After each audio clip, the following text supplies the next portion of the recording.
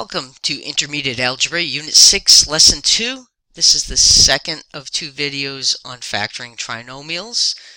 We have, in the prior part 1 of 2, we did factoring trinomials with a leading coefficient of 1. Now we're going to look at leading coefficients that are numbers in things other than 1. So that is our objective, is to now factor more of these quadratic trinomials, but increase the difficulty by making that leading coefficient, that A number, something besides 1. Again, here is a trinomial. It has 3 terms. This is a classic quadratic trinomial. Quadratic because it's a polynomial with a highest exponent of 2. It's a trinomial because there's 3 terms. It would still be quadratic if the bx or the c term were missing, or if it was 0. But it wouldn't be a trinomial anymore, and we're dealing with trinomials. Basically, we are again trying to reverse the FOIL process. It's kind of like playing a game where you used to multiply binomials and get this for an answer.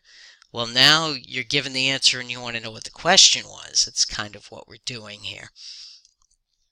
Again, a reminder of how we multiply binomials, except this time we're going to use one where that term for A, that leading coefficient, comes out to be something besides 1.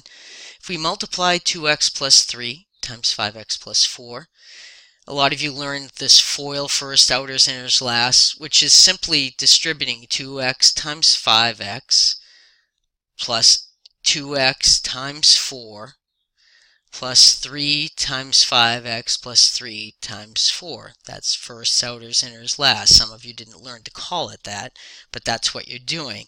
And you can see I get 10x squared plus 8x plus 15x plus 12, and the two middle terms combine to be 23x because the 8x and the 15x are like terms.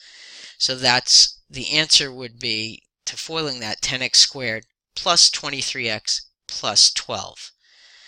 So whenever we're asked to factor, we are looking for a pattern that comes from factor a trinomial. We're looking for a pattern that comes from multiplying 2 binomials.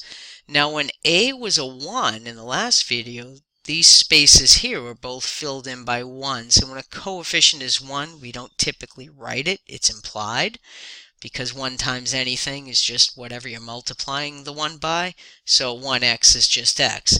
But here we need to make sure we keep that space, because it might be a 1, but at least one of them needs to be something else to get the 10. And in this case, if we're factoring 10x squared plus 23x plus 12, we know we're going to end up with a 2 in one of those spaces and a 5 in the other. And then we need the position holder here for our numbers that give us our constant term also. So the first blanks, these numbers will multiply to be whatever the number A is. So a 2 times a 5 worked out there. The last blanks multiplied to be whatever the outside number was, the constant term in this case. And then what you do to get the middle is the outer of each parenthesis, and then multiply the inners of the 2 parentheses and then add them together because they'll be like terms. That is how you can tell you have the correct factoring, if you can multiply this out and get back what you started with. So here's another example. 5x squared minus 9x minus 2. So first, we always look for a greatest common factor. There is not one. There's not an x in every term. 5, 9, and 2 don't have any numeric factors in common. So we can go right to this. We won't have anything out in front. If this was 10, 18, 4, we would have taken a 2 and put it out in front here and then set up our parentheses. So we have to fill in the blanks with numbers that will multiply back to be this. We can do this by guess and check. We know this will be that the pattern will be what's shown here. And then we know this times this number has to be a 5, and this times this number has to be a -2. And when I find that middle term, it has to be a -9. So the 5 is not too bad as a choice for A if we have to factor that, because it's only one way to factor it. 1 with a 5. So the last number, -2, can be a -1 with a 2 or a 2 with a -1. And it will make a difference in which set of parentheses we place the terms and which one's positive and negative, because the 5 will make a difference as to whether the 1 goes here or here. The negative will make a difference whether it's a -1 or a +1. So I make some guesses. I put a 5 and a 1, 5x and a 1x. The 1 is implied, not written. And that's the only way those first terms can come out. Now I need to guess with arrangements of factors of -2. I'm going to try putting the -2 here and the 1 in the second set of parentheses. When I multiply that out, I get -2x plus 5x from my middle term. That's a plus 3x. I need a minus 9x or a -9x as the middle term. So that's not correct. So now I'm going to try switching the order, and that's going to make a difference because here the 2 got multiplied by 1x, but when I put it out here it gets multiplied by the 5x. So it won't just change the signs, it'll change the actual numerical values. So I'm going to try switching the order. 5x minus 1 times x plus 2. My ends work. 5x times x is 5x squared minus 1 times 2 is -2. Those work, and a mistake students make is they only check those. You have to check that middle term. So to get the middle, 5x times 2 is a positive 10x, and then -1 times x is a -1x. That gives me plus 9 in the middle. It's not quite what I want. I want minus 9. But this tells me I'm really close.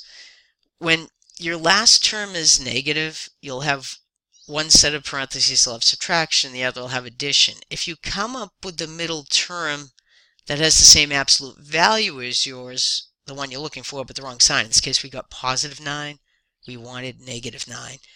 All that means is you have to switch the signs in the parentheses. I'm going to make the 5x plus 1 and then make that x minus 2. And when I do that, if only the sign is wrong in the middle, that's what you do. You just change which parenthesis has addition and which has subtraction. And this only comes up when you have a negative constant term or a negative last term, because you need one positive and one negative to get a negative. And the bigger one, what gives you the bigger product, will have to be the negative to create a negative in the middle. So I just switch the signs, and when I do this one out, I see I get a positive 1x minus 10x. I get a -9x in the middle. That's my original problem. So this right here is my proper factoring of that trinomial. So guess and check can be a little tedious, particularly when you get a number for a that has more than one choice for factor pairs. Like if you put 12 there, you could put 1 and 12, 2 and 6, 3 and 4. Or even if the number at the end has more than one simple factoring, if they're both here, in this case 5 is prime and 2 is prime, there's not many ways to factor them. But if the numbers at the beginning and a composite, you could make a lot of different guesses before you get to the right answer. And when I was a student, my favorite thing was I would guess right, and then when I went to check it, I would make a mistake, and I'd have the right answer but not know it, so I'd keep going, and I went around in circles for a long time. So I'm going to show you another way to approach factoring this trinomial, where you have a coefficient bigger than 1 in the front. And it has to do with breaking up this middle term into 2 terms. So we're going to turn our trinomial into an expression with 4 terms. And we do that using particular numbers that will create a situation where we can factor by grouping. So the number sense skill in this is to be able to factor bigger numbers. So we're going to take the 5 times the -2. So we always take A times C, and we're going to factor that, and the pair of factors that multiply to that -10 but add up to -9 is going to tell us how to split up -9 into 2 terms. So we're going to break up that middle term into 2 terms, and then we're going to factor by grouping. I find this much easier than guess and check even now, but I'm pretty good with factoring large numbers, and there are ways you can use your calculator to help you with that too. So there are many possibilities for breaking up -9. I could write -1, -8, -2, -7, 15, +15, -24. There's infinite possibilities, but we want to find the one that will work to make it factor by grouping. So we use what we call the grouping number, and it's just simply a times c, 5 times -2. So I get this -10. Factoring that and finding the pair of factors that add up to -9 is going to tell me how to break up that -9.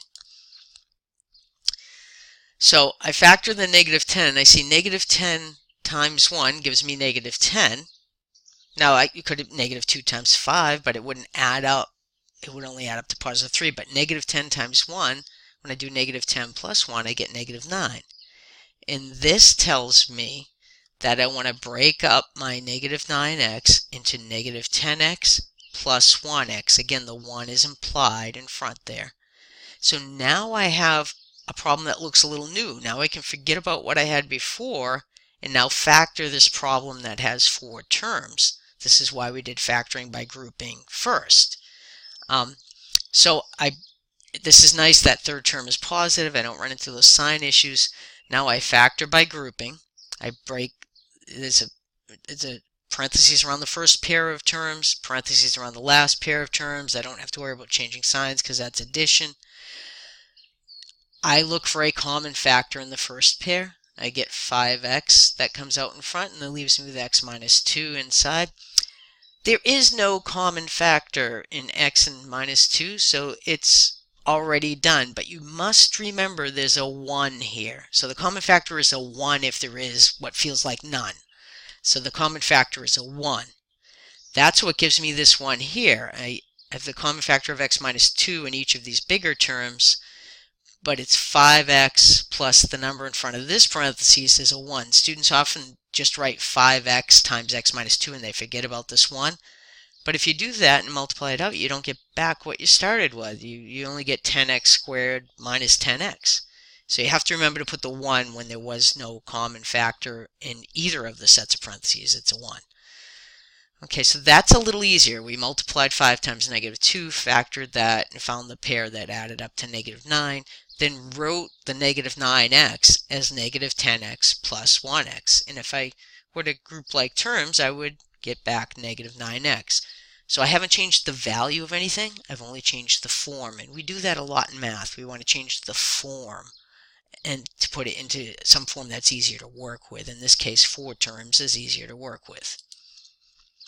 So here's another example. Now, this one looks different, not just because there's not an a is 1. A is actually, there's really a is 1, but I have 2 variables here. We didn't talk about 2 variables in the last video. So what I do is I treat my variable here as xy. Basically, x squared y squared is the same as xy in parentheses, whole thing squared. So I do have a coefficient of 1, so I know I'm going to need an xy times an xy. That's the only way to get x squared y squared. I look at my last term, it's a 4. If I factor it to 2 with a 2, they add up to 4. I need factors that add up to this number 5. Now xy is my variable, remember. So 4 times 1 is 5, so I use a 4, I use a 1. And when I FOIL this, xy times xy is x squared times y squared. I have a 4 times an xy plus a 1 times an xy. Those will be like terms. They have the same variables with the same exponents, an x and a y in each of them as factors, both to an exponent of 1. So 4xy plus 1xy is 5xy, and 4 times 1 is 4. That wasn't necessarily with a coefficient greater than 1 in front, but it's a good example to have of 2 variables. Now here's our more classic. We have a is 2, c is -35. So we're going to factor 2x squared minus 3x minus 35 in this example. So the key number or the grouping number is the 2 for the a times the -35. And it's important that you pay attention to the negative. And you know, because this last term is negative, when you're done, one set of parentheses will have an addition and one will have subtraction. But if you're not doing guess and check, you don't really even need to pay attention to that because it will come right out of the grouping process. So negative 70 is a big number, and you want to find the factor pair that adds to negative 3. So you can use your calculator to help you with this. You start, and if you're good with numbers, if you're good with your division facts and you know how to tell if something's divisible by 3 or 2 or 5, then you don't need your calculator. But if this is the hard part for students, is how to factor negative 70. So you take your calculator, you shouldn't need it for this, but negative 70 divided by 1, okay? So I get a negative 1 and a 70. Now, does 70 divide by 2? For now, I'm just going to make all the left ones negative, and you'll see what happens in a moment. Negative 1 times 70 is negative 70, but it adds to 69. Negative 2 times 35 is negative 70, but it adds to 33. Negative 5 times 14. Now, I tried in my calculator, if I did negative 70 divided by 3, it would have given me some numbers after a decimal point, which tells me it doesn't have an integer factor. It does not divisible by 3. I divide by 4, I again get numbers after the decimal point, not divisible by 4. When I do negative 70 divided by 5, I probably get negative 14 in my calculator. But there's nothing after the decimal point. That tells me that 5 times 14 is 70. So when I just made the 5 negative, you could have made the 14 negative. It doesn't matter as long as one of them is negative. I try dividing by 6. I see if numbers after the decimal, it doesn't work. Negative 7 times 10 will work. And then negative 7 plus 10 is positive 3. Okay, so that's not what I want, but it's got some relationship to what I want. It's the same absolute value. Positive 3 and negative 3 have the same absolute value. So what that tells me is I just need to switch the signs on my factors. I need to use a positive 7 and a negative 10 because that will add to negative 3. And what all of this tells me is I'm going to break up the negative 3 into 7 plus a negative 10 or negative 10 plus a 7. And we'll do that in the next slide. So remember, the goal was to turn this into 4 terms so I can use factoring by grouping. Now, when you have a negative last term and you get one, so you need a 7 and a negative 10. Notice I wrote negative 10x plus 7x. I would suggest you write the negative one first because addition has the property of order. Doesn't matter, it's commutative. So negative 10x plus 7x is the same as 7x plus a negative 10x. And I suggest you write the negative one first when you break up that middle term because then you have a positive in front of where you're going to put parentheses and you're less prone to making an error in your sign inside those parentheses. So, now, you can do it the other way. You just have to remember to take care of that sign properly. So I break these up into 2 pairs. In the first pair, 2x squared minus 10x has a common factor of 2x. The second pair, 7x minus 35 has a common factor of 7. And I should have pointed out that in the beginning we noted there was no common factor in my original 3 terms because these are much easier if you pull that out first. Let's say I had 4x minus 6x minus 70 here. I would have factored out a 2, so I was working with smaller numbers. But we didn't have that, so we just proceeded. So here x minus 5 is the same there, so that's a common factor. Times 2x plus 7. You can write it either as x minus 5 times 2x plus 7 or 2x plus 7 times x minus 5. So we broke the negative 3 up into 2 terms, which gave us 4 terms, and then we factor by grouping.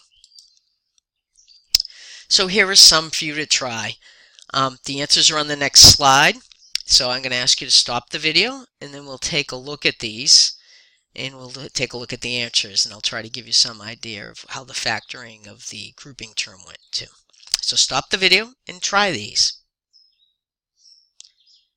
Alright, I have no way to tell, but I assume you stopped the videos and tried these because that's the way you'll learn best. Hopefully you figured that out by now. So the first one, 3x squared plus 5x plus 2, when I go to factor it, I do 2 times 3 is 6. That's my grouping term.